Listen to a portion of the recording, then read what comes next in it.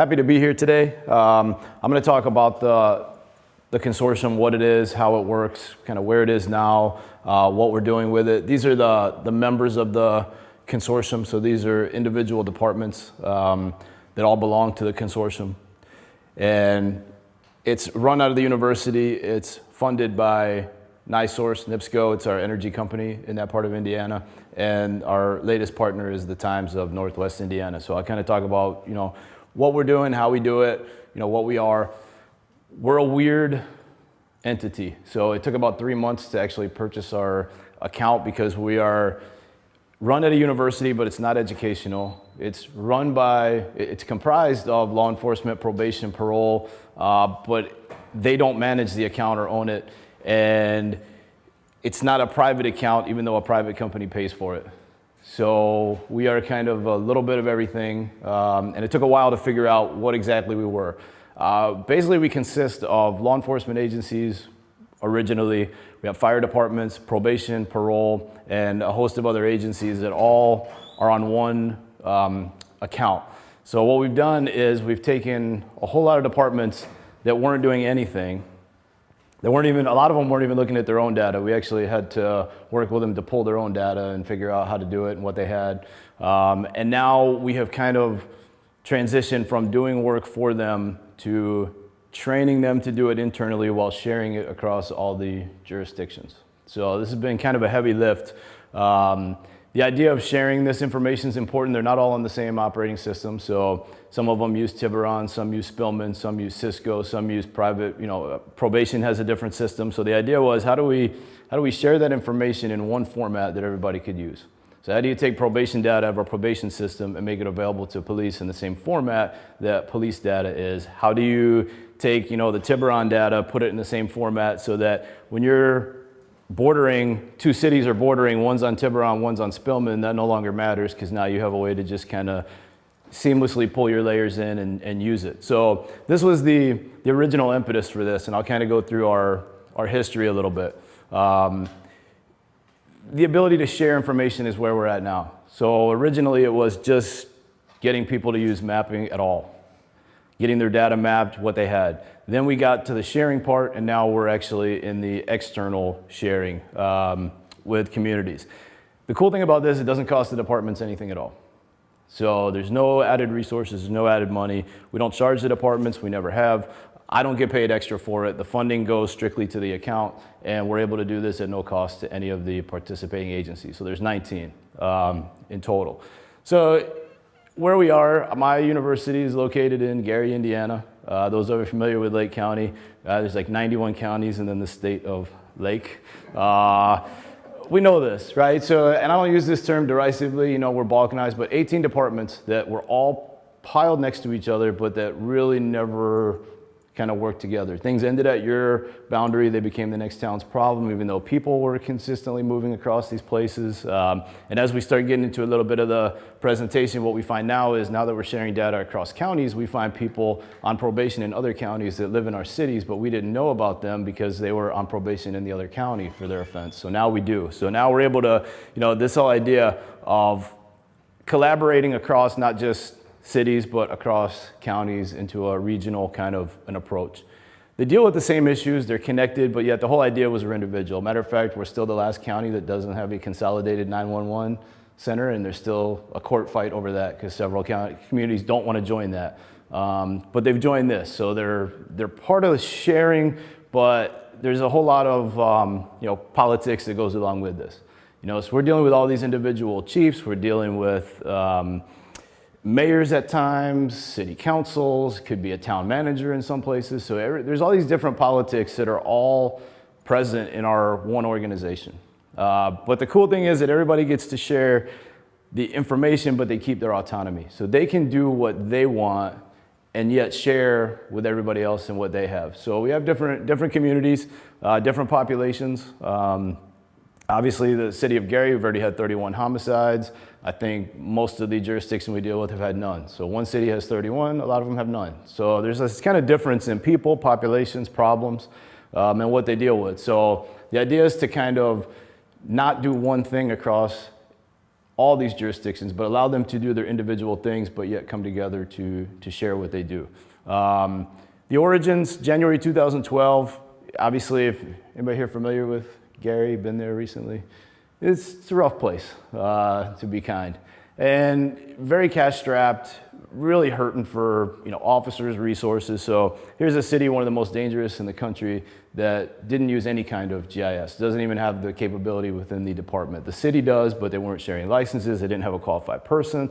So we met with them. They had a new chief, and we decided, okay, you can't afford a personnel. You can't afford to go out and build this apparatus. So we will actually do your, mapping, your data analysis for you. And at the time, since there was no way to share it, we would literally have to, make maps, make hotspots, do all this, make a PDF, email it back to them. They would make copies, give it to people.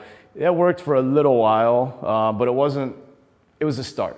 That was at least a place to start and understand where things were happening. We went back 5, 6 years. We started mapping all the calls, started looking at the trends, started to try to give them a data-driven approach to where problems were, what kind of problems they were, and kind of understand better what was happening. So that was our original phase. About a year later, we kind of kept this secret for a while. I'll talk about that in a minute. These other 4 agencies joined. The fire department joined, same kind of issues. What we found is some of the greatest stuff we get is from EMS and fire calls related to the policing side. A lot of mental health issues. We don't really have that in the policing data, but we get it out of the EMS data. And we're able to kind of link up where police problems are happening with kind of health-related issues like mental problems. So you'll have a house where you have domestic battery and also mental kind of calls there. We're able to kind of merge those together. So we didn't get that out of the police data. So this was very helpful, actually, getting into the EMS data. We started adding these other departments, and the East Chicago police chief is very media savvy. So literally, like the day after they joined, everybody found out about this. And after that, we added up another list here of people that joined. The last member being NIPSCO. So it's an energy company. They have to send people out all hours of the night to all kinds of places. They were actually having a lot of their linemen and stuff getting robbed. So at one point they came out with this idea of like you carry 2 wallets and like one of them's got $40 and nothing in it and the other one's got your actual ID. When somebody robs you, give them the ghost wallet with $40 so they're not mad, they get something but they don't get your information. So we started to talk to them about how maybe they could tap into the information that we had. And again, we were kind of limited at that point to making maps like here's, we had no way of sharing this information. We could do it, but there was no way of really kind of sharing it in a useful way. So what happens is once NIPSCO kind of comes on board and starts seeing what we're doing, they give us a donation of $20,000 to buy a 2-year license agreement with an ArcGIS online account. So this way we could actually take that information and share it with them in an interactive way, and we could actually do what we wanted to do with all these agencies, but were unable to up to that point. After they give us the funding, we add in phase 4, all these other departments. This is where probation, parole starts to come on board. Kind of interesting before this, if someone was arrested and they were on parole or probation, that information would come up, but it wouldn't come up in a sense of an investigation. There was no way of knowing if you're looking at burglaries, where the burglars are in relation to the burglaries. So we started to kind of value that information, reach out, and people of course said, no, they'll never give you that information, you can forget it, but they did. So it started with Lake County, LaPorte County, and this is kind of tough because now you're dealing with judges, you're dealing with other parts of the system that generally it's easier to deal with police than it is with these agencies, but they came on board, they see the value in it. And the last phase, the more recent one, the Northwest Indiana Times. That's our second largest newspaper in the state. And I'll show you, this is where we've actually begun to share our information. So the whole idea with a lot of these departments, now that they've set up internally, is now how do you take this and share it with your citizens? One department was still making a police blotter that was like a PDF, like 37 pages long, and it was cumbersome. So this is where we're at now, and I'll show you how that actually works, and this actually goes live next week. So the early days, this was bad. Every department would send me Excel files, usually like on the first of the month. So it didn't matter. First of the month was a Saturday, I'd do this from home. First of the month was a Monday, I would do it from work. I would get these Excel files from everybody in raw form. I would have to format the dates, the times, change the shift, do all this kind of work in it. Map it, clean it, get it put up, and I wasn't getting paid for this. So I've got my regular faculty job and all that goes with it. And originally it was just one department, that was okay. One of the limitations to this was all the data was stored at the university. So if something happened to me, this whole thing would have to start over again. They didn't actually they had that raw data that they sent, but there was no way of sharing any kind of shape files, any kind of file geodata. There was no way to share that information because there was only one agency that actually had GIS, and it was on loan from their city department. They borrowed the license, and they wanted it back. I would send them information back. When they had community meetings, they would tell me, we have a community meeting with the first district. Can you make a map of, and tell us what's happened there in the last 4 years, 5 years, 3 months, whatever, and would have to go pull this, make information so they could hand out. And it just kind of became very cumbersome. So this was very, very secretive at first. Some of the police departments I'm working with have a very bad history of, I'll say corruption being nice, but a very bad history. And now all of a sudden, you have somebody combing through all your calls. You have somebody looking and saying, hey, why are you making a 4-hour traffic stop? Right? You have somebody saying, how's it possible that this month you answered 2 calls? Right? So before anybody started looking at this, it was just, that's whatever went on. And now all of a sudden, people are combing through every single call. They're looking at your proactivity levels on each shift by days of the week. They're looking at, what kinds of arrests you're making. So this was really not well received within the lower ranks of some of these police departments. There is a few hairy times coming home at night that I had to call someone and say, hey, you know what? Let's just stay on the phone for about 10 minutes until I pass the interstate. This changed when East Chicago joined. A lot of this was known within the original police department, but when East Chicago joined and this became public, this got a lot of attention, very positive attention for the departments. So a lot of people, it was very well received in the community. So they began to run stories on this, and it became known that the departments were doing this. So once it kind of became known and it was covered, it was a little more out in the open. This was like the first step though. When this was private, it could have ended at any moment. When this was kind of secretive, it could have just ended, nobody even would have known about the experiment. But once it became public and everybody knew about it, it became hard not to do it. So the departments were it kind of became institutionalized. It'd be very hard for a chief to come in and say, I know that we're getting all this analysis done and all that, but I don't want to do it. So once it became public, it was like a very important first step. It was like our first transition to changing these departments from being very closed and unaccountable to being very open and transparent. And this was very important in this area. You've got these closed departments that pretty much did whatever, people very unsatisfied with the police services they were receiving, and now they're open and transparent and sharing information. So everybody started to come in at their own pace. So the idea was that not everybody's comfortable with this. Just all of a sudden opening up the books and, college professor comes in and says, hey, I want to look at this, I want to look at that, can I get this, can I get that? So everybody kind of moved at their own pace until they became comfortable.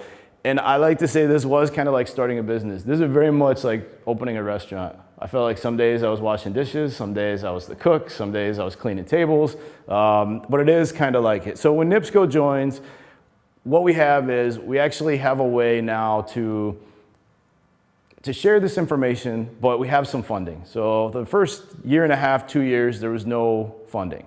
So there's still no cost to the departments. There's still no compensation to me, but what we were able to do with this was at least establish a way to share information between the departments, within the departments, and with the public.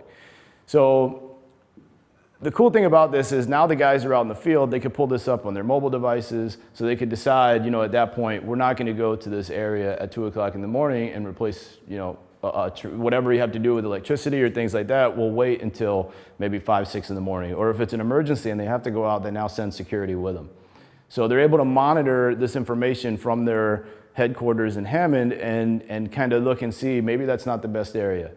Maybe there was some homicides or robberies there 4 months ago, but there's been nothing in subsequent time periods. So they're able actually to to make kind of informed decisions about their agencies. So now the fun part came in. Now the decision is to transition from doing it for everybody to having everybody do it for themselves. So I get 15 people, of which 0 had any experience at all with GIS, none.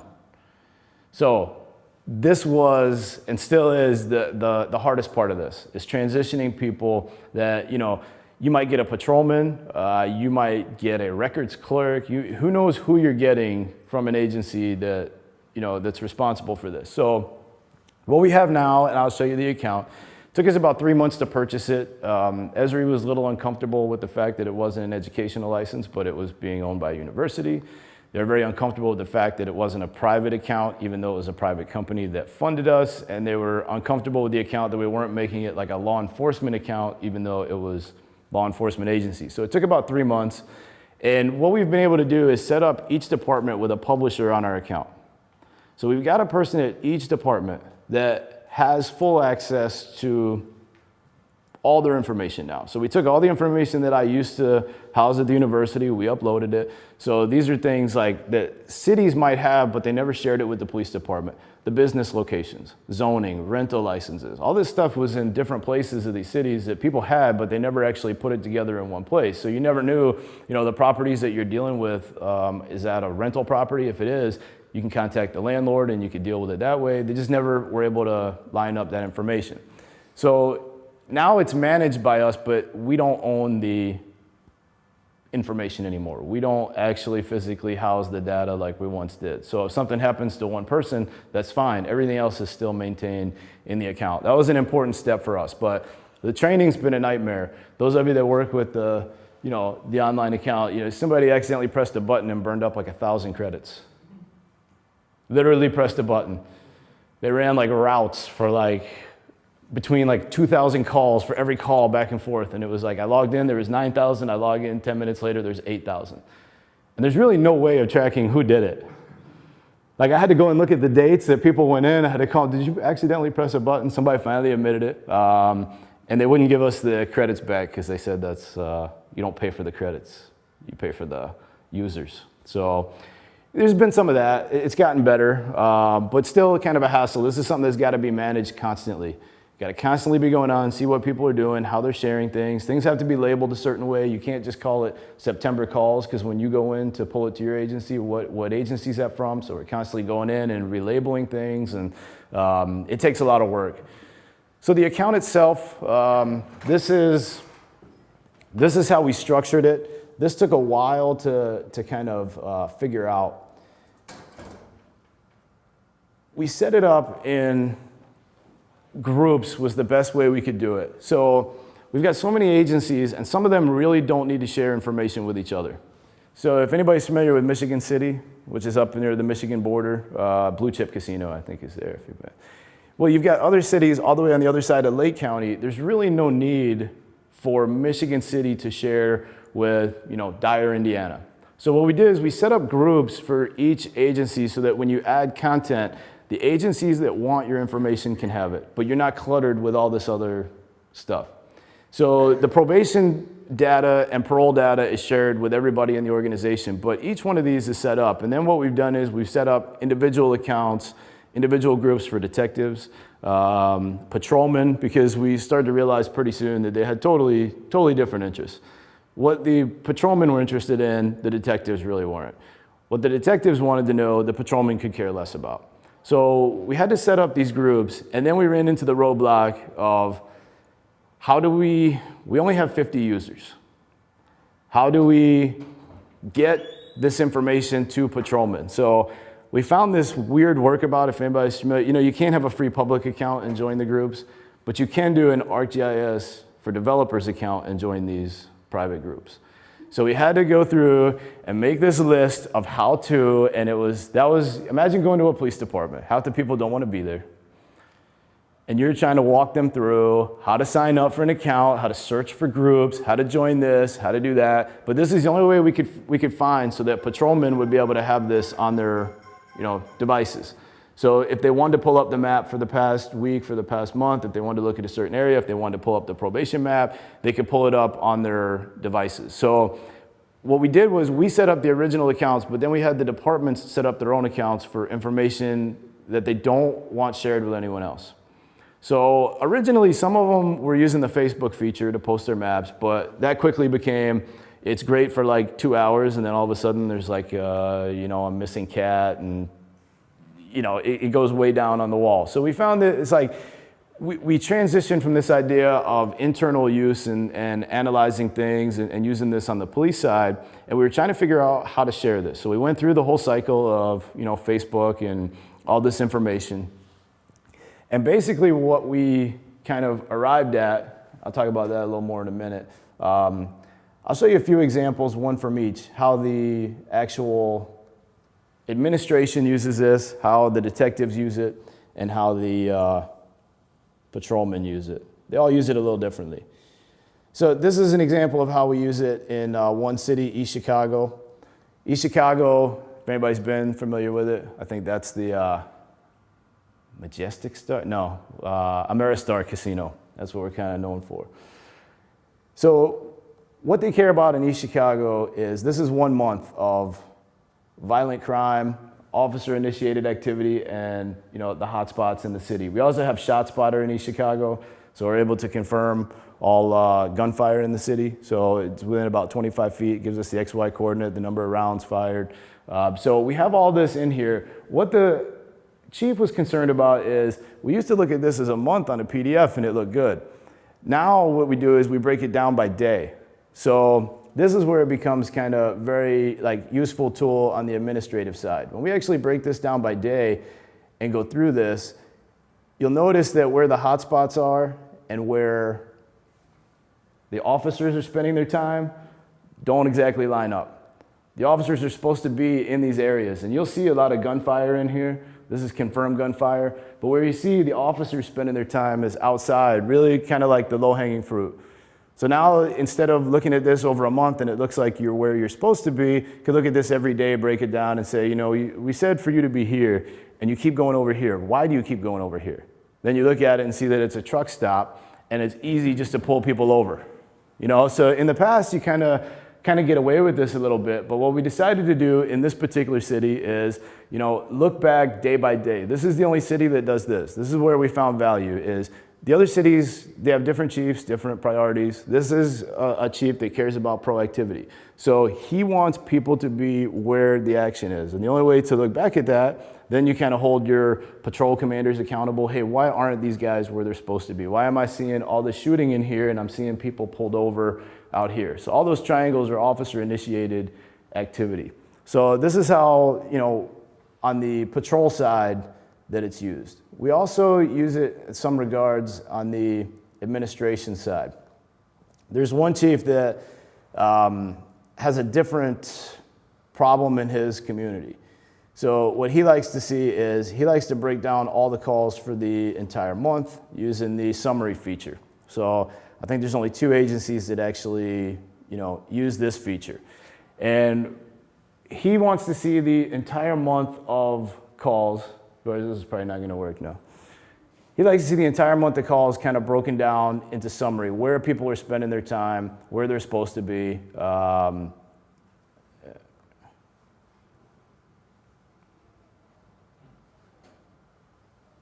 It's been acting up the last couple days.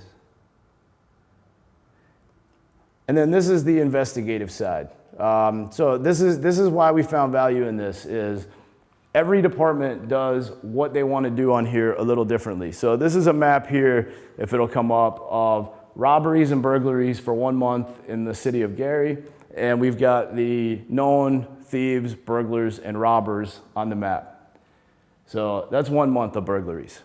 You can kind of see the difference here in these communities. So there's some places here, especially in this area here. So these are our known robbers, burglars, our known entities.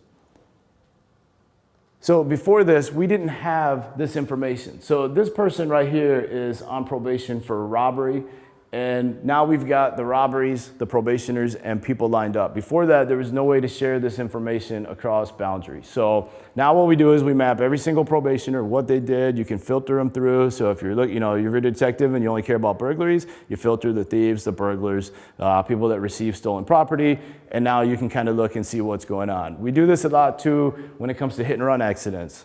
A lot of people said, don't even map the DUI offenders. Who cares about them? But what we found is they're the ones that are really more likely to leave the scene, especially like suspended license, DUI. So when we map them and we've got the hit and run accidents, now you can look at the proximity and at least you can look up and see what kind of car they had, how close they are. Was it a red car? Is that person known to have a red car? So a lot of this was kind of to spur these kind of investigative leads where before you just didn't have this information. So now you, as an investigator, you have all this information. And we have about 1,200 people in the city of Gary that are either on parole or probation. That's a lot of people. So, you either assume that they're not committing the crimes or, you don't have this information. So in the past, we didn't have it and we do now. So we're working with a probation agency that's very progressive, and this is their actual work. This is their caseload. So they're in LaPorte, Indiana, but as you can see, their probationers are all over the place. Now this is kind of interesting, and I didn't know this, and I'm not sure how much I really do know about it. But apparently in Indiana, there's probation fees that people pay. So counties don't want to give up their probationers. So like, this guy is in like Miami, and there's no way he's getting visited. But apparently this is pretty common when you actually map out caseloads. They don't want to give up their probationers. So we're working with them because the whole idea is that they're kind of shorthanded too, and they haven't been able to visit people. So we're actually kind of moving toward this geographical model. So instead of just you're the next one up, and you're the next one up, so you get the next probationer, you get the next probationer. If you've already got a cluster of probationers in an area and someone comes into that area on probation, why give it to the next person who might have a cluster that's more over here? So we're trying to look and see, is there a way to kind of, geographically assess this and assign probation officers not next in line, but depending on where they have certain groups of people so that they can potentially visit, even where people work and where they live. And there is a way to do this, and I'll give that chief of probation credit. He's gotten very active with this. He's probably one of the more active people, and that does kind of surprise me because usually this is kind of more associated on the police side of things than it is on probation and corrections. But it's very interesting. They've gotten very into this idea of assigning people. But as you can see, that's quite a workload, caseload. Probably should give up a lot of those people, and they might be on the books, but I don't know how often. But looking at absconders, looking at warrants, looking at different ways to attack the problem that you've dealt with the same way for a long period of time, it's at least a step forward. So some of the benefits we have, the departments were using like this technical assistance model. We were doing it for them. So they really didn't understand when there was problems with the data. They really didn't understand why you can't put an address down as Jim's Hot Dogs.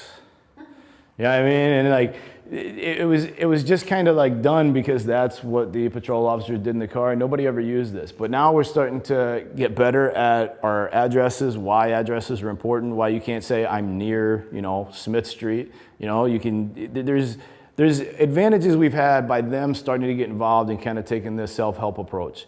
One of the advantages is the person now that has to do it at that department is the one pushing people to do it better because it's frustrating when they have to deal with things that don't make sense. And when I would say it, it was kind of like, what does this guy want? He's annoying us. Like, well, just take what we give you. I mean, you got a PhD. What's wrong with you? Now they're going, okay, now I see why 50% of our traffic stops don't match because that street does not exist.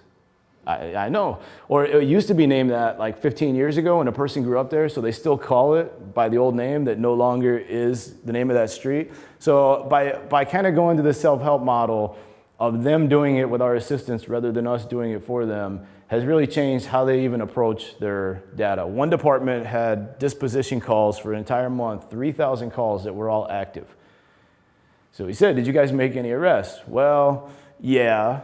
Okay, like we can't identify it. Well, we could pull this, these sheets out of the drawer. I mean, this is 2014. So we started to say you have to change your disposition code. If it's closed by arrest, let us know that. That way we can kind of map it out. But you can't just leave everything as active. So they would say that robbery didn't happen. Take it off the map. Well, it says active, but it didn't happen. Well, change it to unfounded, or so there's a lot of this data that they didn't know.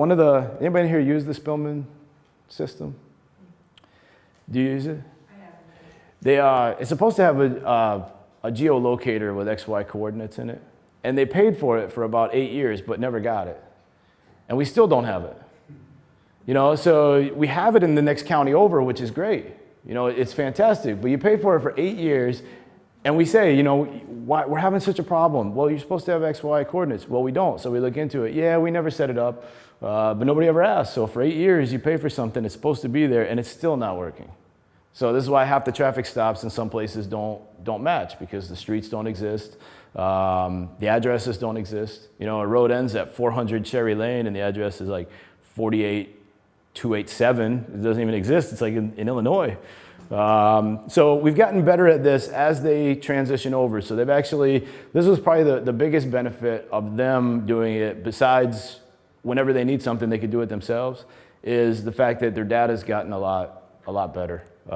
We like to joke, one department keeps a sheet of like an actual arrest sheet still on paper, and it had like 300 lines on it, and we always used to get like 300 arrests a month no matter what. We were like, that's probably because there's 300 lines and nobody just made a copy of the last one before they started filling out the last page.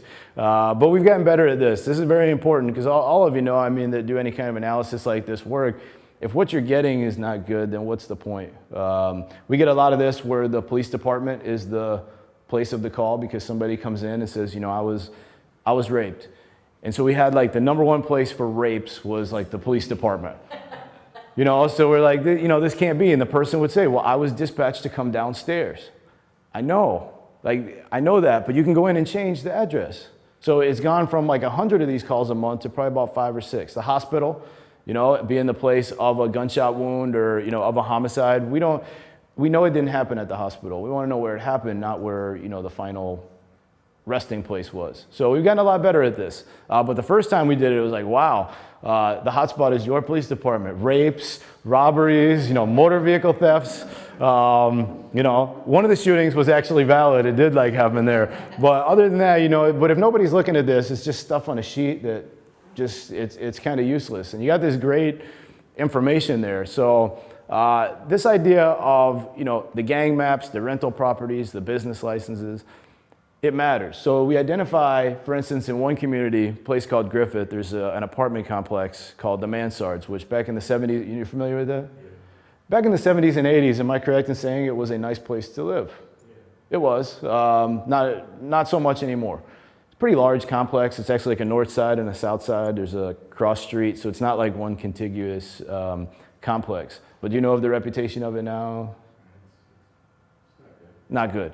Well, what we found when we started putting the probation data is a lot of guys giving that address to the probation department.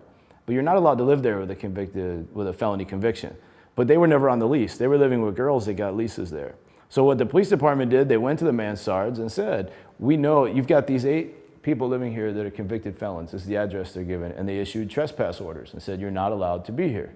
So after that was done, even on a small scale, the amount of serious calls there was cut in 50%,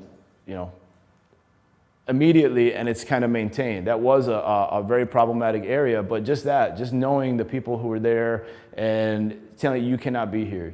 Now they've been going after landlords that are they have problem tenants. The police keep going to that address. So now that the rental properties information's there, you can pull up the rental property, go, communicate with the landlord directly. You don't need to go through the other city agencies to find out who's the landlord of this property. They have it all there in-house. The other one is the probation. So this police department started actually doing probation checks once a month of everybody to verify addresses.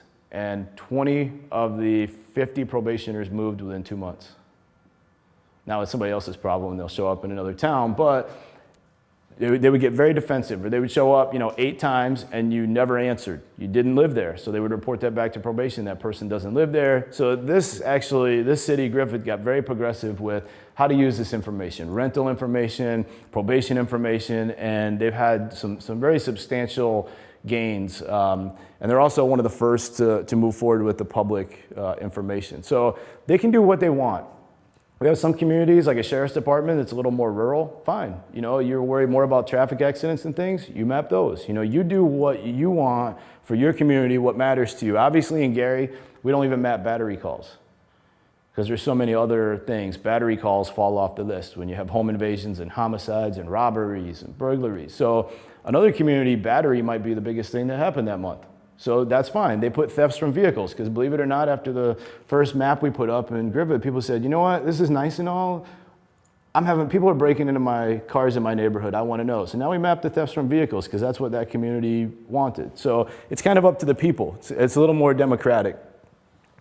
Now the probation is starting to work backwards. So now that you got all the police calls in, probation normally would only be alerted if someone was arrested that was on probation. But now you have all the police calls there. You can just go in and pull up your probationer's address and see what calls were made to that address or that person, even if they weren't arrested.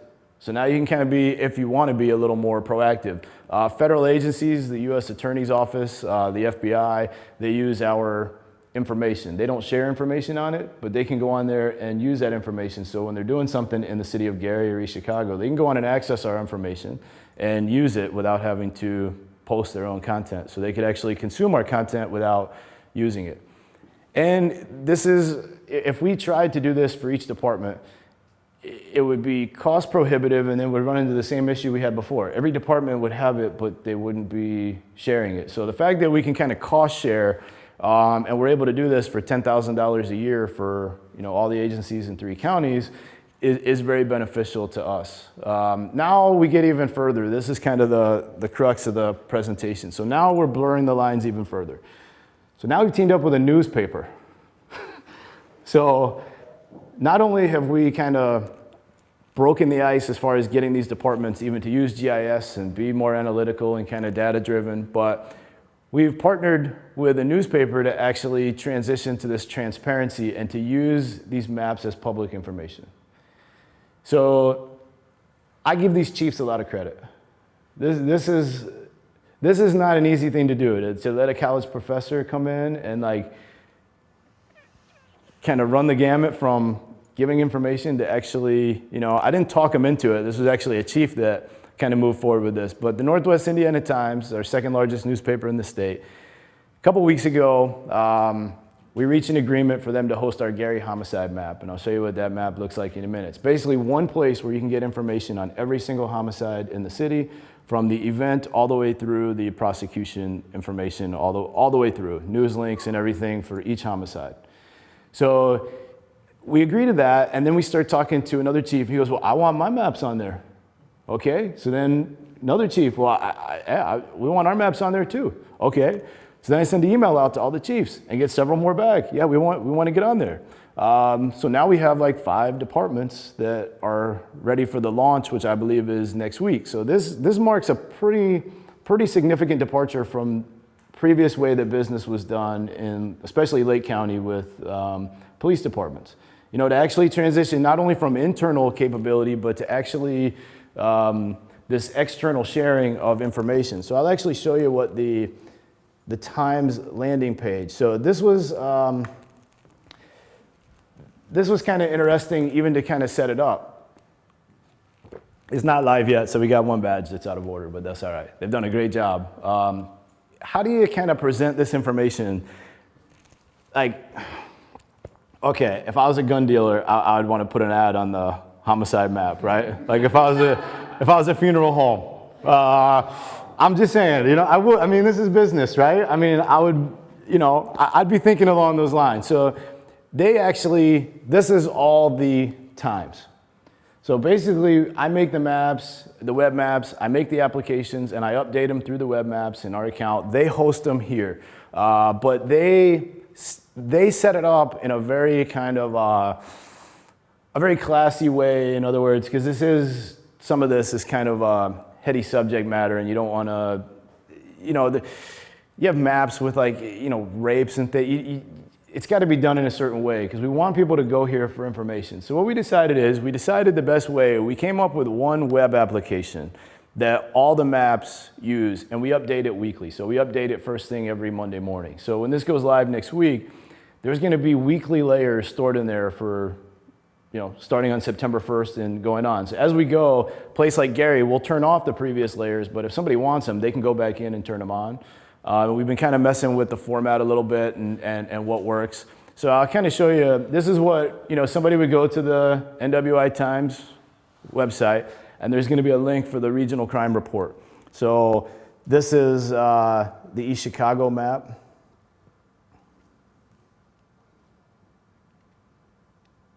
And then I'll show you the homicide map. That was actually the kind of linchpin for this, which is pretty incredible when you think about it. One of the cities with the highest murder rate in the country actually making a map of information of every single homicide that occurs in the city. It's always like this during a presentation. It worked like at 12:48. There it goes. So the impetus here was really, we wanted each department, they were updating that badge. That's what happened. I just changed it. We wanted each department separate. Even though this is a region, we didn't want to put one map where it was just everybody. Now we do that internally. We have what's called a regional crime map that everybody, all of our agencies every month. So this is the actual Gary homicide map. This again it's kind of tricky when you think about stuff like this. Like, how do you represent homicides on a map? We didn't want to use the little outline, right? We had an officer that was murdered in July. How do you represent him on the map in a way that separates him from the other victims? This is actually him right here. So this is the Gary homicide map, and what we've kind of settled on here is some basic information for people. So this is the actual homicide information. So it'll tell you, where it occurred, when it occurred. This is the officer that was killed. Who did it? The date, time, place. We also kind of decided at that point that we really did want to share more information about the area. So we did put all of the census block information about it. And we also did want to share the police beat, the district, things like that, where it occurred. So what the prosecutor's office is doing now is they're going back through all the 2014 cases. Every case that's been, an arrest has been made. And they're giving us all the paperwork for every step of the case. And we're going to post it on each one of these dots. So a person can click on this and follow a case all the way through its conclusion. So the newspaper is linking stories underneath here. As a matter of fact, tonight I'll be up late because I have to drive back to Gary after this, and there was a homicide yesterday and one on Sunday that has to go in. So we wanted to make this in a way that was, we have the satellite view for people to zoom in. We wanted them to be able to turn things on and off. We put a little, figuring people how to use the map. This was the original kind of map, but I'll show you, Griffith's here just to kind of show you the difference. Griffith is a little different community. It borders Gary, a little smaller, about 16,000 people in Griffith. So the people in Griffith, there is some violent crime, but this is 1 month. So we break it down. We have our quality of life crimes and our serious crimes.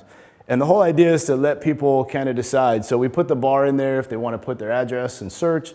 We put the satellite map so they could zoom in and see the area so they're a little more familiar with it. And we kind of set it so that they can go in here and change the layers on and off. So if they want, in Griffith, we leave a month at a time, and then we'll turn off, the last week when we add a new one. But they do a little something different. They actually have a group of volunteers, older gentlemen, that write summaries for all these cases. A lot of departments don't have that. They obviously have volunteers of, older gentlemen. So what they'll do is they'll write a summary for the case. So let's say it's a burglary. It'll actually say what got stolen, how the person came into the house. So if you live in that area, it's a little more information than just a burglary. So, this one they responded to a burglary, unknown persons forcibly entered the rear, window glass with a landscaping brick, took 2 televisions from the home. So this way you could actually know what got stolen there. So if you live in that neighborhood and you leave your front window open when you're watching TV, this is what people are looking for in that neighborhood. So this was done, and each one of these is done separately and attached to the point on the map. From the police reports.